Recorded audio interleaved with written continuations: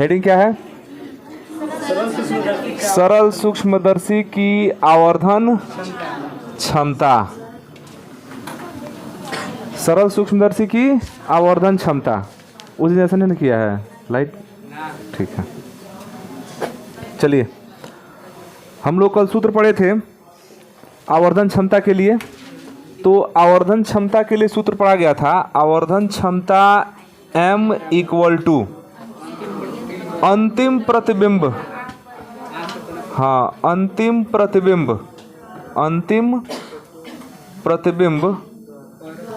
द्वारा आँख पर बना दर्शन कोण। आँख पर बना दर्शन कोण माने जो अंतिम प्रतिबिंब बन रहा है ना, उस अंतिम प्रतिबिंब के कारण आँख पर बना दर्शन कोण बटा वस्तु द्वारा आँख पर बना दर्शन कोण, बटा वस्तु द्वारा आँख पर बना दर्शन कोण, बना दर्शन कोण। ये सूत्र कल का पढ़ा गया था। अगर हम अंतिम प्रतिबिंब द्वारा बना दर्शन कोण बीटा मान लें और वस्तु द्वारा बना दर्शन कोण अल्फा मान लें, तो m = हो सकता है अल्फा बीटा बटा अल्फा। चूंकि हम लोग संयुक्त सूक्ष्मदर्शी का आवर्धन क्षमता ज्ञात करने जा रहे हैं, तो संयुक्त सूक्ष्मदर्शी के आवर्धन क्षमता को जानने के लिए हमको अंतिम प्रतिबिंब द्वारा आँख पर बना दर्शन कोण चाहिए और वस्तु द्वारा आँख पर बना दर्शन कोण चाहिए। और दोनों दर्शन कोण जब हम लोग निकाल लेंगे तो उसका अनुपात ज्ञात कर देंगे, आ जाएगा। लेकिन दर्शन कोण निकालने के लिए चित्र बनाना पड़ेगा। दर्शन कोण के लिए क्या चाहिए हमको? चित्र चाहिए। तो चित्र एक बार हम लोग फिर बनाएंगे, वही जो सरल सूक्ष्मदर्शी में बनाया गया था। तो सरल सूक्ष्मदर्शी वाला चित्र एक बार फिर से देखा जाए तो उसमें क्या था जी? एक उत्तल लेंस था ना, भूल गए होंगे तो फिर से याद आ जाएगा। इसमें क्या था? एक उत्तल लेंस था। सरल सूक्ष्मदर्शी की संरचना में हम लोग पढ़े थे कि इसमें एक उत्तल लेंस होता है जो गोल प्लास्टिक या धातु के फ्रेम में कसा होता है, उसमें एक हैंडल लगा होता है, यही ना संरचना था। और क्रिया विधि में हम लोग पढ़े थे, कार्य विधि में, कि हम लेंस को वस्तु की ओर इतना दूरी पर करते हैं कि उसकी दूरी लेंस से फोकस दूरी से क्या हो, कुछ कम हो। मतलब जिस सूक्ष्म वस्तु को देखना होता है उसके तरफ लेंस को इतना नज़दीक करके देखते हैं ना, मैंने लेंस को इस तरह ले जाते हैं उसके पास कि उसकी दूरी फोकस दूरी से क्या हो जाए, कम हो जाए। मतलब इस लेंस की अगर फोकस दूरी हम मान लेते हैं कि यहाँ पर है f, ठीक है। चूँकि f1 इधर होता है, f2 इधर होता है, तो f2 से हमको कुछ खास अभी मतलब है नहीं, f1 से मतलब है। तो वस्तु हमारा कहाँ होना चाहिए? यहाँ प्रकाशिक केंद्र C होता है ना, तो प्रकाशिक केंद्र C और F1 के बीच में ना वस्तु होना चाहिए। तो ये हमारा छोटा सा वस्तु है। छोटा सा वस्तु हमारा क्या हो गया? AB। ये वस्तु क्या हो गया? AB। और इसी AB का हमको बड़ा प्रतिबिंब देखना होता है सूक्ष्मदर्शी में। सूक्ष्मदर्शी करता क्या है? सूक्ष्म वस्तुओं का बड़ा प्रतिबिंब बनाता है। लेकिन कंडीशन क्या है कि वस्तु कहाँ स्थित होना चाहिए? तो लेंस के, हाँ वही बात है, लेंस के फोकस दूरी से कम दूरी पर। तो अगर कोई वस्तु उत्तल लेंस के फोकस दूरी से कम दूरी पर स्थित होता है तो वह जो लेंस है वो वस्तु के पीछे ही उसका बड़ा और आभासी प्रतिबिंब बनाता है ना। इसका देखिए कैसे बन रहा है। तो एक प्रकाश किरण को मुख्य अक्ष के समांतर लिया जाता है और ये कहाँ से होकर गुजरता है? मुख्य फोकस F2 से गुजर जाएगा। एक प्रकाश किरण को प्रकाशिक केंद्र से लेते हैं, ऐसे ना। यहाँ देखिए दूरी नज़दीक है, धीरे धीरे दूरी क्या हो रही है? बढ़ रही है। तो इधर तो कहीं मिलेगा नहीं।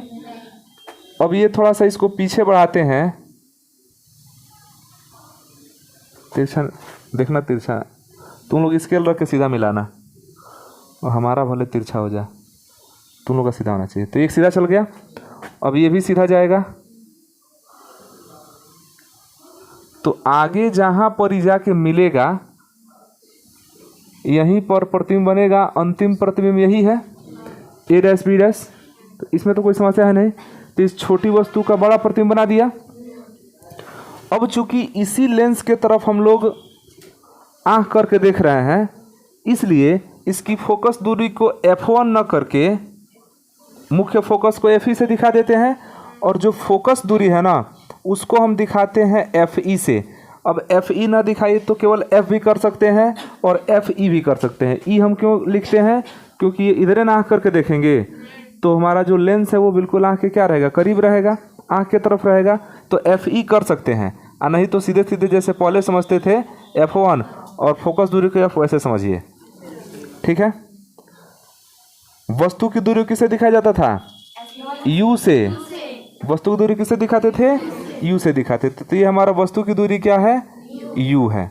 UE भी लिख सकते हैं, ध्यान देना। तो किताब में अगर UE कहीं लिखे तो मतलब ये मत सोचना कि E कहाँ से आ गया। E इसलिए आ रहा है क्योंकि हम इस लेंस के तरफ ही आँख करके देख रहे हैं, तो I के लिए क्या आ जा रहा है? E आ जा रहा है। तो वस्तु की दूरी क्या हो गया? U हो गया। प्रतिबिंब की दूरी क्या हो जाएगा जी? प्रतिबिंब की दूरी को हम किसे दिखा देते हैं? V से दिखा देते हैं। ये तो समझ में आ रहा है चित्र से। मेन चीज़ हमको ज्ञात करना है बीटा और अल्फा। बीटा अल्फा निकाल लेंगे तो हमारा आवर्धन क्षमता निकल जाएगा ना। बीटा के बारे में थोड़ा सोचते हैं। बीटा है क्या? तो अंतिम प्रतिबिंब द्वारा आँख पर बना दर्शन कोण। ये बताइएगा, अंतिम प्रतिबिंब यही ना है। तो यह आँख पर कितना दर्शन कोण बना रहा है? जो दर्शन कोण बना रहा है वही तो बीटा है। तो बीटा तो मिल गया। अब वस्तु द्वारा आँख पर बना कोण, तो तुम लोगों को यही लगेगा, ये बात तो हम बताए थे कल वाले में कि यहाँ से अब सोचें कि वस्तु द्वारा आँख पर बना कोण, तो फिर से तो भी बीटा के बराबर ही दिखेगा, लेकिन मान रहा है अल्फा। लेकिन ये ध्यान देना कि वस्तु द्वारा आँख पर जो बना कोण है वो बिना लेंस का है। मतलब कि हम उसमें सूक्ष्मदर्शी चाहे दूरदर्शी किसी का प्रयोग नहीं कर रहे हैं, ऐसे हम खुला देख रहे हैं, मतलब बिना लेंस का, ऐसे डायरेक्ट बिना लेंस का देख रहे हैं। मैंने हम चश्मा उतार के देखेंगे तो तब उस समय दर्शन कोण हमारा अल्फा होगा। चश्मा लगा के देखेंगे बीटा, थोड़ा सा तो अंतर करेगा ना चश्मा। तो हमको क्या करना है कि बिना किसी यंत्र का देखना है। तो बिना किसी यंत्र का वस्तु द्वारा जो आँख पर बना कोण होगा वो क्या होगा? आपका अल्फा हो जाएगा। तो इसके लिए हमको एक अलग चित्र बनाना पड़ता है। बस समझ रहे हैं? ये तो तब के लिए ना है जब हम सूक्ष्मदर्शी का लेंस का प्रयोग कर लिए हैं। तो बिना किसी लेंस का अगर वस्तु आपका AB है, मान लीजिए यह AB है और ये मुख्य अक्ष है और ये आपका आँख है। हाँ, अरे देखो ना, ये आँख है। अब वस्तु हो गया AB, ठीक है।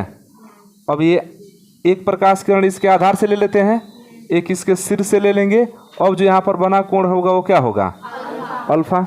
लेकिन ये भी ध्यान देना है कि आँख से जो वस्तु की दूरी है ना वो D है। D मतलब स्पष्ट दृष्टि की न्यूनतम दूरी।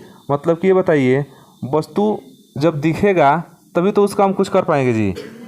तो हम वस्तु को देख रहे हैं, इसका मतलब कि स्पष्ट दृष्टि की न्यूनतम दूरी पर है।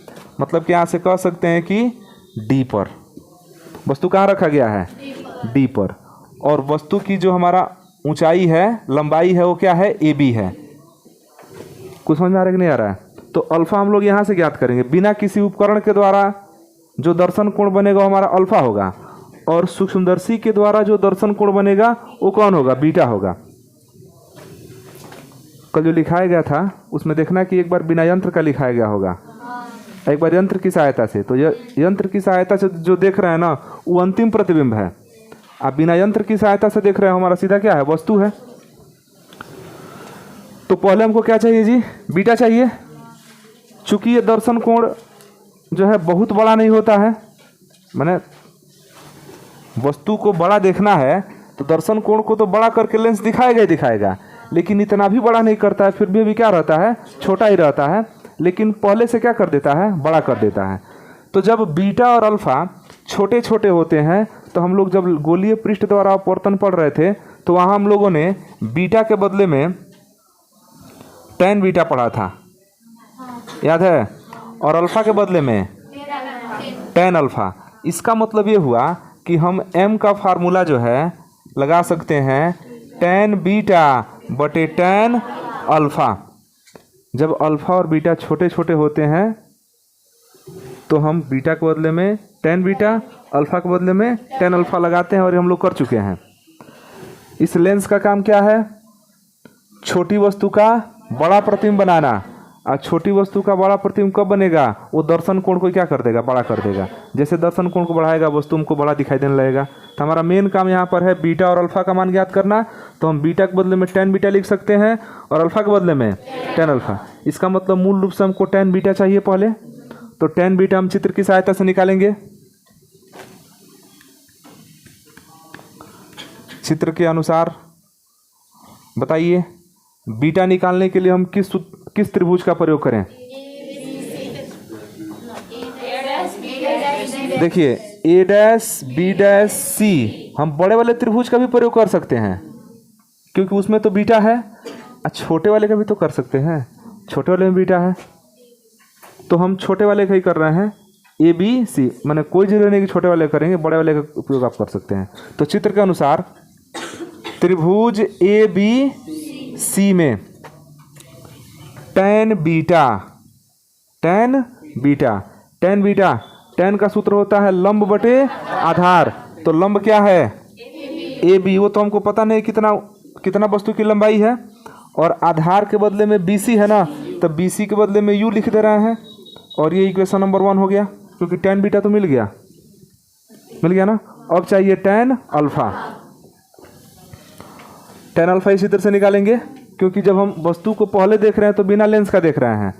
इस सूत्र में कंडीशन यही है, मतलब इसके आवर्धन क्षमता का, कि अंतिम प्रतिबिंब द्वारा आंख पर बना कोण। तो अंतिम प्रतिबिंब तो सूक्ष्मदर्शी से देखने के बाद न बन रहा है, तो अंतिम प्रतिबिंब हम चित्र से निकालेंगे यहाँ से। और इसके बाद बटा में है कि वस्तु द्वारा आंख पर बना दर्शन कोण। तो जब वस्तु को हम देख रहे हैं तो उस समय सूक्ष्मदर्शी की सहायता से नहीं देख रहे हैं, ऐसे खुले आंख से देख रहे हैं। तो उस समय हमारा आंख यहाँ पर है, वस्तु यहाँ पर है, और इसके बीच की दूरी कितना है? d है, स्पष्ट दृष्टि की न्यूनतम दूरी। तो d पर वस्तु है। तो अब हम यहाँ से अल्फा निकालेंगे तो फिर tan अल्फा निकालना पड़ेगा, और फिर आपका सूत्र हो जाएगा लंब बटे आधार।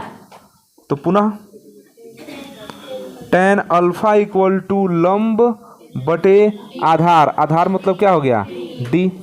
इसमें कोई समस्या? ए बी बटा d। अच्छे बताइए, वस्तु तो वही है जो यह ए बी है, वही तो यह ए बी है। अब अंतर क्या है कि एक बार बिना लेंस का देख रहे हैं और एक बार लेंस की सहायता से देख रहे हैं। तो वस्तु जितना पहले लंबाई में था उतना ही तो अभी भी रहेगा, क्योंकि वस्तु की लंबाई तो हम बढ़ा नहीं रहे हैं, उसका बड़ा प्रतिबिंब न देख रहे हैं। वस्तु तो जितना बड़ा है उतना ही बड़ा है, वस्तु की लंबाई को हम कहाँ घटा रहे हैं? बढ़ा रहे हैं। लेंस की सहायता से उसका क्या कर दे रहे हैं? प्रतिबिंब को बढ़ा दे रहे हैं। तो tan अल्फा बराबर ए बी बटा डी, इसको इक्वेशन नंबर 2 बना देते हैं। अतः सूक्ष्मदर्शी की आवर्धन क्षमता बराबर, आवर्धन क्षमता m बराबर tan बीटा बटा tan अल्फा। तो tan बीटा के बदले में क्या लिख दें? ए बी बटा यू, ए बी बटा यू। अब पूरा का बटा ए बी बटा डी। इसको मिटा दें, ये तो बना लिए हैं कल का।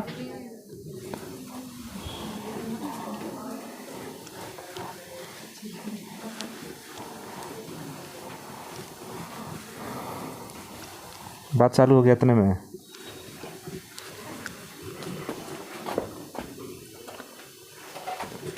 देखिए, तो ए बी बटा u, m equal to A B बटा यू, और नीचे वाला जो बटा है ना, ये उल्टा होकर गुणा हो जाएगा। तो d बटा ए बी से भी कट गया, m d बटा u। तो आवर्धन क्षमता का सूत्र आ गया, सूक्ष्मदर्शी के आवर्धन क्षमता का d बटे u। इसमें u के बदले में u e भी हो सकता है। तो अगर u e होगा तो यही हो सकता है, m इक्वल टू डी बटा यू ई। हाँ, u।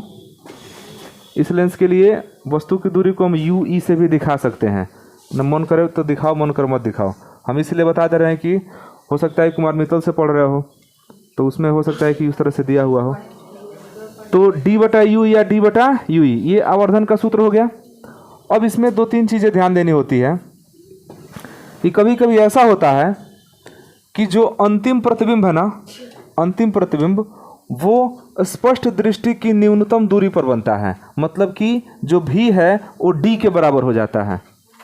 देखिए ध्यान से, इस वस्तु को उठाकर अगर f पर रखेंगे तो प्रतिबिंब बनता है अनंत पर, लेकिन जैसे ही इस f से वस्तु को थोड़ा सा आगे करते हैं ना, तो यह प्रतिबिंब इस वस्तु का ठीक इसके कहाँ बनता है, पीछे। वस्तु को थोड़ा सा और आगे करते हैं ना, तब प्रतिबिंब और चल जाता है पीछे। वस्तु को और आगे करते हैं तो प्रतिबिंब और चल जाता है पीछे। तो वस्तु को हमको इस हिसाब से एडजस्ट करके रखना है कि लेंस से जो प्रतिबिंब है ना, इसकी दूरी कितना रहे, 25 सेंटीमीटर पर रहे। तो उसी को कहते हैं कि जब अंतिम प्रतिबिंब कहाँ पर बने, स्पष्ट दृष्टि की न्यूनतम दूरी पर बने। तो जब अंतिम प्रतिबिंब, ये पहला इसमें रिमार्क होगा कि जब अंतिम प्रतिबिंब कहाँ बने, डी पर बने। अंतिम प्रतिबिंब डी पर बने, इसका मतलब कि जो भी है वो किसके बदले में हो जाएगा, डी के बदले में। अंतिम प्रतिबिंब स्पष्ट दृष्टि कहाँ बने, न्यूनतम दूरी डी पर बने। तो एक लेंस सूत्र पढ़े होंगे, 1/f equal to 1/v minus 1/u, ये ना जी। इसका मतलब ये हुआ कि 1/f लेंस की फोकस दूरी और 1/v, v तो हमारा d हो गया है, v क्या हो गया है, d हो गया है। तो v हमारा हो गया d, ठीक है, v हो गया d, और d हमारा माइनस में लिया जाएगा जी। क्यों माइनस में लेंगे, लेफ्ट साइड में है, और u भी माइनस में लिया जाएगा। u किस में लेंगे, माइनस में।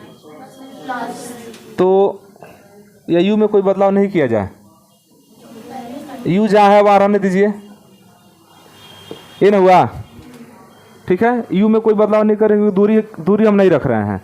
u का जब मान रखेंगे ना, कुछ 1 सेंटीमीटर 2 सेंटीमीटर 3 सेंटीमीटर, तो उस समय क्या किया जाएगा, माइनस में रखा जाएगा। चूंकि यहाँ पर v का मान हम रख रहे हैं d, इसलिए v को क्या किए हैं, माइनस में रख दिए हैं।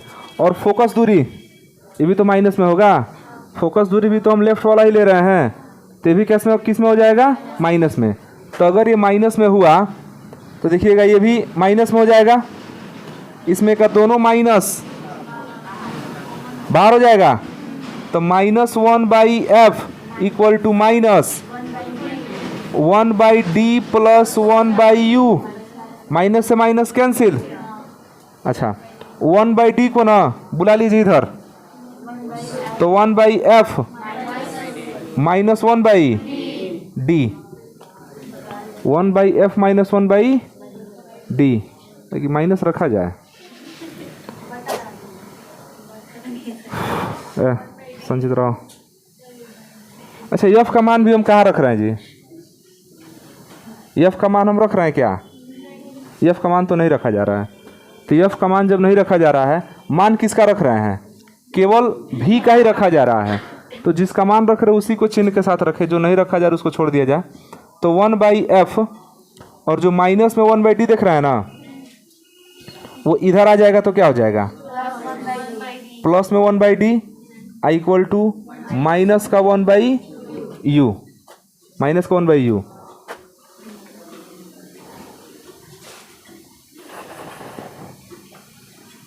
तो 1/u का मान हम क्या लिख सकते हैं, माइनस में 1/f प्लस 1/, माइनस को ले लिया इधर, ऐसा इसलिए किया है ना क्योंकि यहाँ पर कुछ नहीं है, 1/u है। यही 1/u का जो मान है ये हम यहाँ लिया के यहाँ पर रखेंगे। तो जब m का मान यहाँ से बनाएंगे तो इसको 1/u आई इंटू डी लिख सकते हैं, ठीक है। और 1/u के बदले में माइनस 1/f प्लस 1/d आई इंटू, जब d से गुणा कराएंगे तो क्या हो जाएगा, d से गुणा कराएंगे तो d से देखिए यहाँ गुणा कराएंगे तो गुणे d कट के 1 हो जाएगा ना, तो माइनस ये हो जाएगा 1 और प्लस d/f। और चूंकि ये आवर्धन क्षमता है तो आवर्धन क्षमता को फिर माइनस प्लस से कोई मतलब नहीं है, तो चिन्ह को हम क्या कर देंगे, छोड़ देंगे। आवर्धन क्षमता है ना, तो आवर्धन क्षमता को माइनस से कुछ खास लेना देना नहीं होता है, दूरी थोड़ी है कि हम लोग माइनस प्लस लें। तो आवर्धन क्षमता को माइनस में नहीं रखते हैं, तो m इक्वल टू क्या हो जाएगा 1 प्लस d/f। ये आवर्धन क्षमता का सूत्र हो जाएगा। कब? जब अंतिम प्रतिबिंब स्पष्ट दृष्टि की न्यूनतम दूरी d पर बने तब। और सामान्य रूप से m का सूत्र क्या हो जाएगा d/u। सामान्य रूप से इसका सूत्र हो जाएगा d/u। और जब अंतिम प्रतिबिंब स्पष्ट दृष्टि की न्यूनतम दूरी कहाँ पर बने, d पर जब बने, तो सूत्र हो जाएगा आवर्धन क्षमता का 1 प्लस d/f। एक चीज और है, देख लीजिए थोड़ा सा। अगर मान लो कि समीकरण 1 और समीकरण 2 में भी हम चिन्ह सहित रखते, तो u को मान माइनस में रखते, लेफ्ट में है तो, और d भी देख रहे हैं लेफ्ट में है, ये मान भी किस में रखा था, माइनस में। तो फिर जब अनुपात निकालते ना, तो u भी माइनस में होता, d भी माइनस में होता, तो माइनस से माइनस क्या होता, कट जाता। तो फिर माइनस रखने से नहीं रखने से यहाँ पर कोई अंतर नहीं पड़ रहा है, क्योंकि अनुपात है और ऊपर भी माइनस नीचे माइनस रहेगा, तो माइनस माइनस क्या हो जाएगा, कट जाएगा। तो ये हो गया कब के लिए, ये सूत्र कब के लिए है, जब सवाल में कोई कंडीशन नहीं दे, सीधे कहे कि आवर्धन क्षमता ज्ञात कीजिए, तब के लिए है। ये सूत्र कब के लिए है, जब ये कहे ना कि अंतिम प्रतिबिंब स्पष्ट दृष्टि की न्यूनतम दूरी पर बन रहा है, उस स्थिति में आवर्धन क्षमता क्या होगी, तो 1 प्लस d/f। अंतर समझ आ रहा है ना यार। तो लिखा जाए इसको। तो सबसे पहले क्या कीजिए,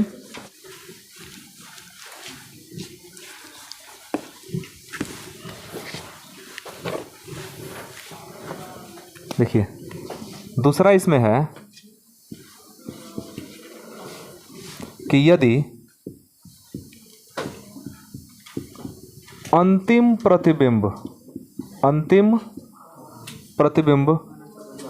अनंत पर बने तो v इक्वल टू इनफाइनाइट हो जाएगा। उस कंडीशन में फिर यही सूत्र लगाएंगे 1/f। ध्यान देना कि हम जब f या u या v में कोई मान रखेंगे तो उसको चिन्ह के अनुसार रखेंगे, और जब मान नहीं रखेंगे तो जैसे सूत्र में है वैसे लिखेंगे। तो f का मान नहीं रख रहे हैं, इक्वल टू 1/इनफाइनाइट का तो मान रख रहे हैं, वो लेफ्ट में है तो माइनस लिख सकते हैं, तो माइनस इनफाइनाइट लिखिए चाहे नहीं लिखिए कोई फर्क तो पड़ेगा नहीं। तो माइनस इनफाइनाइट लिख देते हैं एक बार, और -1/u। अगर हम u का मान रखते ना तो चिन्ह सहित लेते, लेकिन अभी u का मान हम चिन्ह सहित नहीं ले रहे हैं, क्योंकि हम u का मान कुछ रख नहीं रहे हैं। तो यहाँ भी वही चीज़ है, केवल v का मान रखा गया है तो माइनस में रखा गया है, बाकी f का मान कोई चिन्ह के साथ नहीं रखा गया है, जैसे सूत्र में है वैसे ही रख दिया गया है। और आवर्धन हमारा कभी माइनस में नहीं आता है, इसलिए माइनस को क्या कर दिया गया है, छोड़ दिया गया है। जिस तरह क्षेत्रफल में कभी माइनस नहीं होता है, उस तरह आवर्धन क्षमता भी माइनस में नहीं आएगा।